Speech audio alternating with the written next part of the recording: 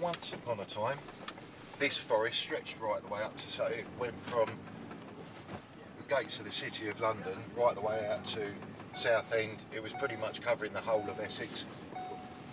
Right. So it would have stretched up to the Suffolk borders. Yeah. Really? Oh, sorry, mate. What you've got left,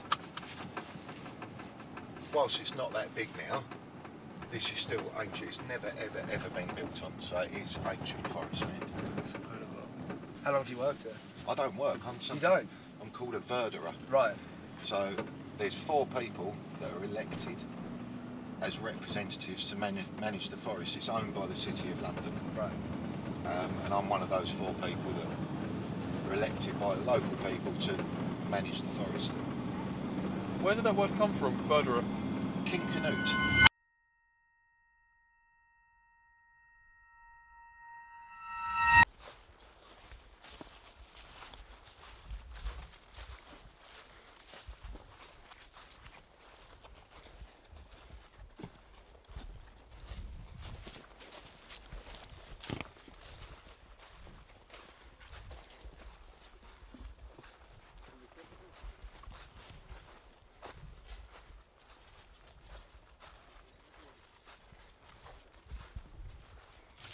Causing a lot of damage. You can see the crest of that hill there.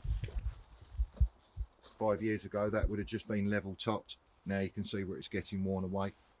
It's only in recent years we started realising there's a lot more to this landscape than previously thought, and so the whole area is going to have to get wider protected. So if you see those roots that you're standing on, you can see that they all start linking into each other. So you might think that you're looking at one tree.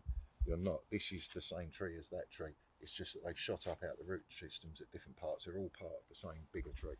And that's what you To me, this is probably about the most atmospheric and sometimes not the most inviting parts of the forest. You can feel like you're not welcome here. You can feel like you're intruding, and then other times it can feel absolutely fine. But what we're standing in, as you can see by these banks that run around the edges, this is an ancient hill fort. A couple of thousand years ago, this would have been a hustling, bustling village, which was subject to attack by the Romans and other Celtic tribes. Wow. There's one thing about this place that I've always found quite interesting as opposed to other parts of the forest. I think if we just stay quiet for a second, you'll hear there is no birdsong. Why would you say that is? I don't know. Very rarely see deer over here as well, and you'll see deer in every other part of the forest.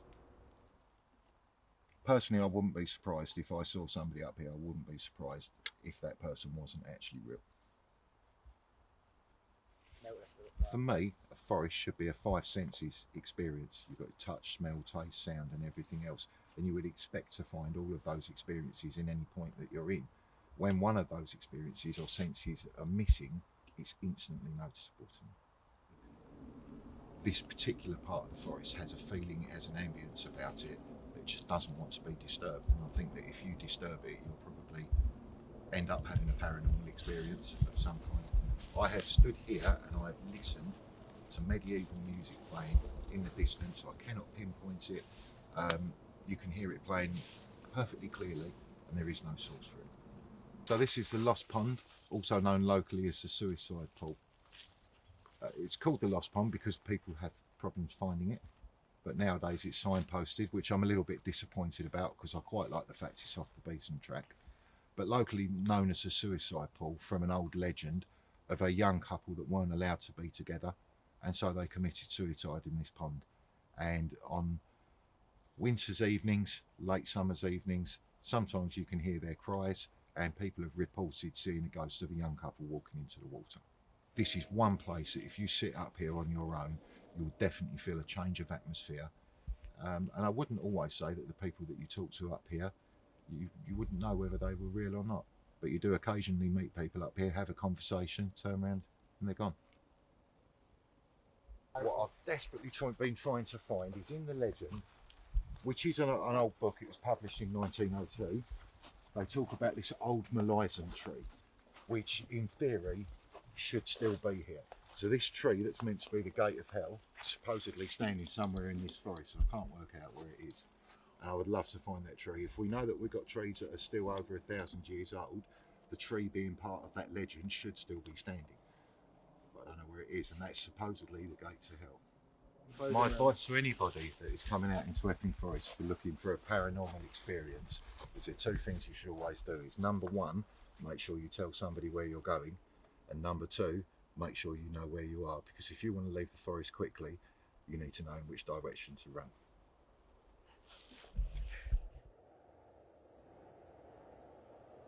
Who lingers so late in the hollow by night, in shadow and shade and mist and laden light, of star and the cloud cradled the moon, with footsteps soundless as fall of the flake, and visage so pallid as lily in the lake, or maiden in death seeming to swoon, her raven black ringlets fall down to her waist, she loiters, she lingers, she listens in haste.